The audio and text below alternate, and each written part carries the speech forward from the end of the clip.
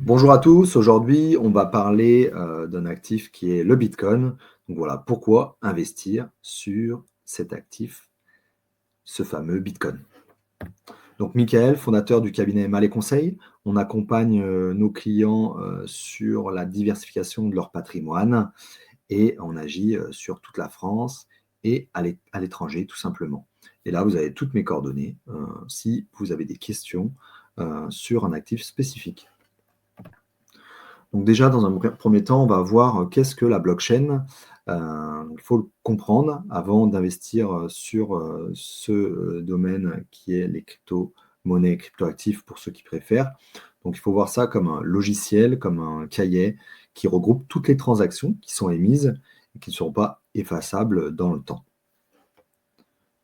Donc voilà, c'est sur cette technologie où le Bitcoin va fonctionner et d'autres cryptos évidemment. Donc dans le système traditionnel, on va avoir un tiers de confiance. Donc par exemple, Jean va envoyer de l'euro à Pierre grâce à sa banque, donc BNP, Société Générale, Caisse d'épargne et autres, qui vont faire cette transaction. Sur un système blockchain, c'est différent. On va avoir des ordinateurs qui vont passer ces transactions pour sécuriser, bien sûr, qui valident que Jean a bien la crypto, l'argent en question pour l'envoyer à Pierre. Et ça va être des ordinateurs qui vont tourner et qui vont passer les transactions. Et ce sera complètement décentralisé. Vous n'aurez pas uniquement un tiers de confiance qui va être là pour valider ces transactions. Et ça sera sur des ordinateurs. Et les ordinateurs, en plus, vous avez un historique complet des transactions. Donc, on ne pourra pas falsifier, on ne peut pas effacer une transaction. Donc, tout sera tracé. Donc, un point positif. Toutes ces transactions sont faites par les mineurs. Donc, les ordinateurs sont gérés par des mineurs, on appelle ça.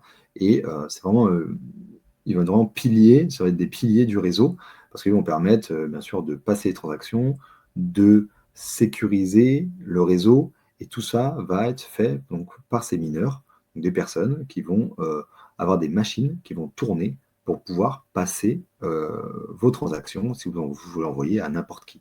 Donc ils seront ils sont essentiels dans le fonctionnement de la blockchain et du coup dans le Bitcoin. Donc on me pose souvent la question, pourquoi c'est utile, à quoi sert ce monde-là, des cryptos, etc. Donc déjà, ça vous permet, donc par exemple, quand on peut voir sur une blockchain, tout est en ligne et vous allez vraiment avoir un suivi, donc c'est transparent. Vous allez avoir toutes les transactions. Bien sûr, vous n'aurez pas Pierre envoie à Jean, mais par contre, vous aurez des chiffres et des lettres, des suites qui vont se succéder et vous verrez vraiment toutes les transactions. On peut voir que c'est un réseau qui est très sûr. On n'a jamais eu de problème avec ce réseau et il peut être ajustable aussi dans le temps. Donc ça, c'est une force. Et voilà. Et c'est vraiment une fiabilité. Actuellement, on a pu voir certains abus et on voit que sur ce système-là, on n'aura pas de tiers de confiance. Du coup, les transactions sont faites par des machines en automatique et derrière, ça nous permet d'avoir un réseau qui est fiable et décentralisé. Donc pas un seul chef qui pourrait graviter sur tout ça.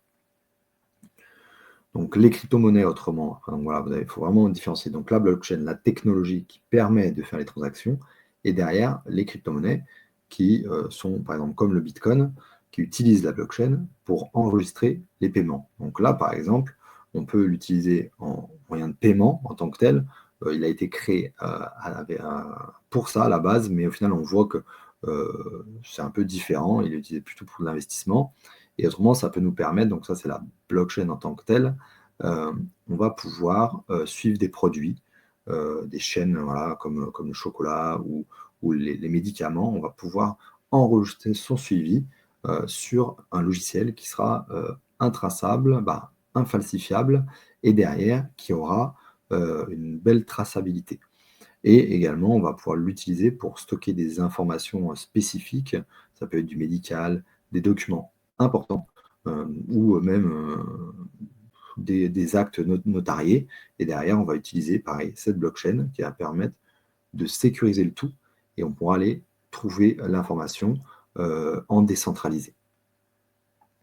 Donc, pour faire simple, c'est une façon intelligente et sécurisée de garder ces informations en ligne sans qu'on ait besoin de faire confiance à une seule personne ou organisation. Donc, pour parler du Bitcoin, donc, sa création, elle a eu lieu en 2009 par un mystérieux Satoshi Nakamoto. Donc, on ne sait pas si c'est une personne ou un groupe de personnes qui ont créé cet actif numérique, mais c'était surtout suite à la crise des subprimes, où là, on a eu vraiment des problèmes au niveau des banques et donc, la crise qu'on a connue. Et il fallait trouver une solution pour pouvoir avoir confiance, tout simplement pour s'envoyer de la valeur. Et du coup, une personne voilà, a eu, ou un groupe de personnes a eu l'idée de décentraliser tout ça via un logiciel et de pouvoir s'envoyer donc des bitcoins dans ce cas-là, mais de la valeur, tout simplement, sans passer par les banques. Et donc, voilà, comme on a pu voir, ça s'appuie sur la blockchain, donc un logiciel qui retrace et qui permet ces transactions. Et derrière, on peut voir que le Bitcoin, en tout cas, est vraiment réputé pour sa réserve de valeur ou un moyen de paiement qui est fiable et à l'échelle mondiale. Donc, l'origine du Bitcoin, on a quand même eu un document en 2008 qui était on appelle ça un livre blanc, white paper en anglais, qui portait le nom bien sûr du Bitcoin, et c'était Peer-to-Peer Electronic Cash System, donc un système de paiement électronique de pair à pair. Et voilà, création en 2009, et qui a permis donc une très grosse évolution depuis pas mal d'années. Mais voilà, on a eu un gros changement et une grosse appétence des personnes. Donc là, si on parle uniquement de valeur, donc là on va parler plutôt financier en tant que tel, donc on peut voir que le Bitcoin en 2009 donc, valait un Bitcoin égal 0,001 $, donc ça c'était à sa création, entre guillemets, et derrière, donc déjà le 9 février 2011, on voit que déjà le BTC, donc le Bitcoin, c'est son diminutif, BTC, atteint la parité de 1 Bitcoin égale 1 $. Donc les éléments clés à retenir sur le Bitcoin, c'est que déjà, il y a très peu de temps, donc l'année dernière, en 2024, vous avez eu un ETF Bitcoin qui est arrivé. Donc ça, même moi qui est arrivé sur le marché en 2015, je n'aurais jamais pensé voir un ETF Bitcoin arriver dans le monde institutionnel. Donc c'est une solution financière qui va traquer, tracer la performance du Bitcoin pour des institutions ou même des particuliers. Et voilà, on a un ETF qui a été validé, donc c'est un actif qui a fait ses preuves pour pouvoir être proposé sur du côté en ETF Bitcoin.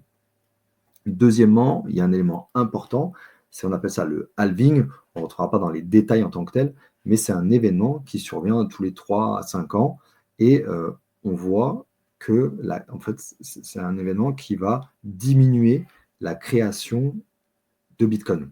Donc ça, on peut voir, contrairement à notre système économique, système financier, comme nos monnaies fiat, l'euro, le dollar ou autres, où là, au contraire, ils sont plutôt à injecter de la liquidité, injecter des volumes pour compenser la baisse de valeur. Et bien derrière, là, on peut voir que, au contraire, on a une rareté qui, ça diminue. Donc c'est un plus. Voilà, vous allez vraiment avoir une diminution de la création. Donc si vous avez une offre, une demande qui évolue toujours, et vous allez voir que vous allez avoir moins de Bitcoin en circulation, du coup plus de personnes qui veulent en acheter. Donc tout naturellement, une augmentation du prix en termes économiques simplement. Et aussi, on a une partie donc, qui va être la rareté. Donc le Bitcoin, on aura 21 millions d'unités au maximum et pas plus. Donc on peut voir que voilà, on est 7 milliards sur la Terre. On peut voir que 21 millions d'unités, au final, c'est pas beaucoup. Donc on pourra avoir des prix qui affolent les compteurs, bien évidemment. Et le quatrième point qui est essentiel, c'est qu'il n'est contrôlé par aucune personne. Donc ça permet d'avoir un système qui est vraiment décentralisé et en plus, il est ouvert à tout le monde, à tous les contributeurs. Donc demain, vous avez un ordinateur ou du matériel, vous pourrez bien évidemment participer au réseau Bitcoin, donc à sa blockchain, et parce que tout est open source. Donc on peut voir que sur le monde des cryptos, vous avez énormément de crypto-monnaies, crypto-actifs. Donc là, la Banque de France en listait en 2023 plus de 25 000, mais il y en a énormément. Donc là, vous pouvez même multiplier ce chiffre. Et donc vous avez des classes qui sont spécifiques. Donc vous avez le Bitcoin qui est la monnaie, la crypto de référence. Et autrement, vous allez avoir des sous-catégories qui vont être les plus grosses, les stablecoins. Donc ça va être des actifs numériques qui vont être backés sur du dollar ou de l'euro. Donc ça vous permet, c'est surtout utilisé pour des personnes aussi qui vont faire du trading. Donc demain, vous avez une transaction à faire, vous voulez acheter du Bitcoin et vous voulez le revendre et pas le passer directement en monnaie fiat, donc euro ou dollar, où là vous serez taxé directement, parce que dès qu'on revient en monnaie fiat, et ben derrière, on a de la taxation. On verra exactement ce qu'on a par la suite en taxation.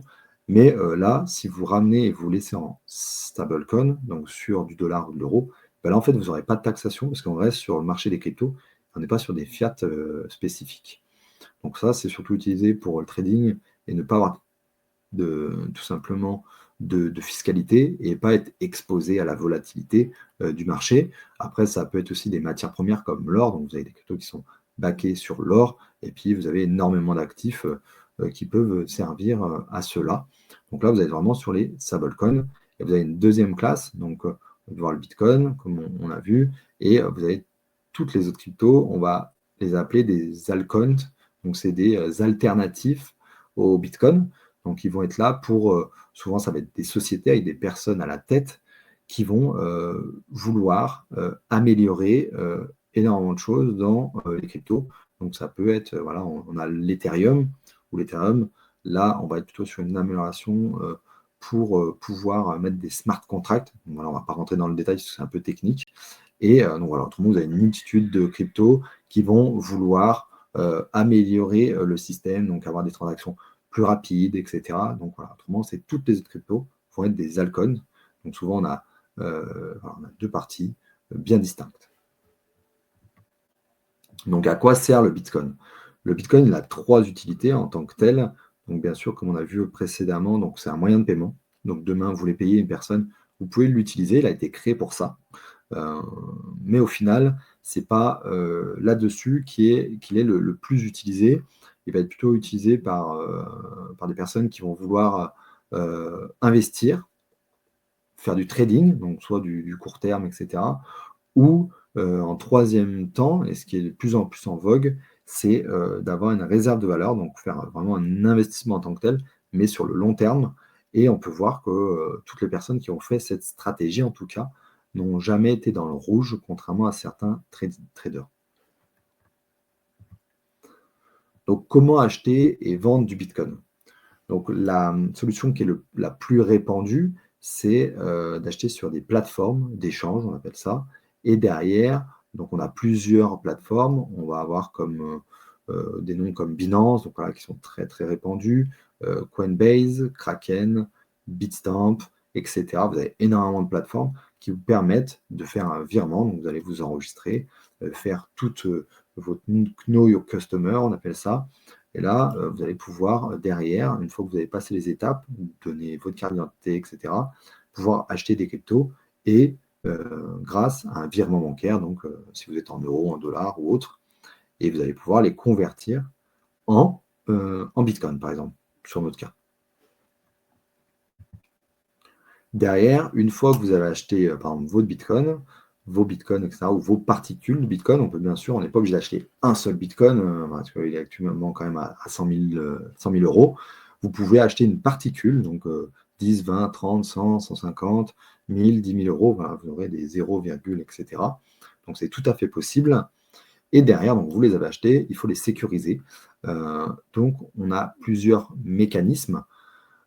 Celui que je recommande, c'est les portefeuilles matériels en fonction de la somme que vous allez investir. On appelle ça des cold wallets. C'est des dispositifs donc physiques, comme des clés USB, entre guillemets, qui vont vous permettre de sécuriser vos actifs. Et vous avez des grandes marques. En plus, on a des grandes marques, une grande marque française qui est Ledger, et où vous avez aussi le Trésor, mais voilà, Ledger qui est très bien, qui vous permet de sécuriser vos actifs sur une approche non centralisée sur une plateforme, parce que quand vous allez acheter votre Bitcoin, il va être sur la plateforme. Donc, si je prends Binance, il sera sur la plateforme. Et derrière, en cas de hack ou autre, de problème, voilà, il y a déjà eu pas mal de soucis.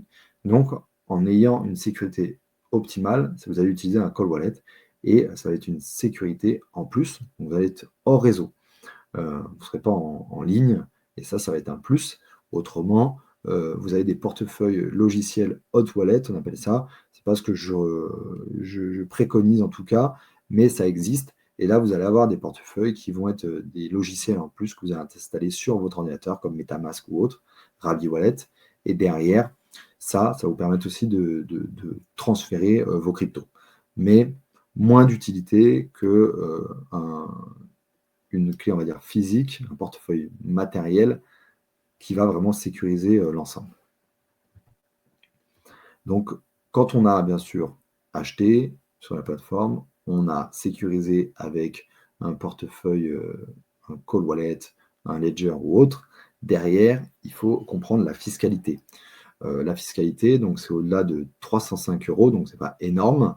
En plus, vous êtes imposable, donc sur les plus-values. Donc derrière, vous avez deux choix, donc deux types d'imposition qui s'offrent à vous en fonction de vos profils, vos revenus, etc.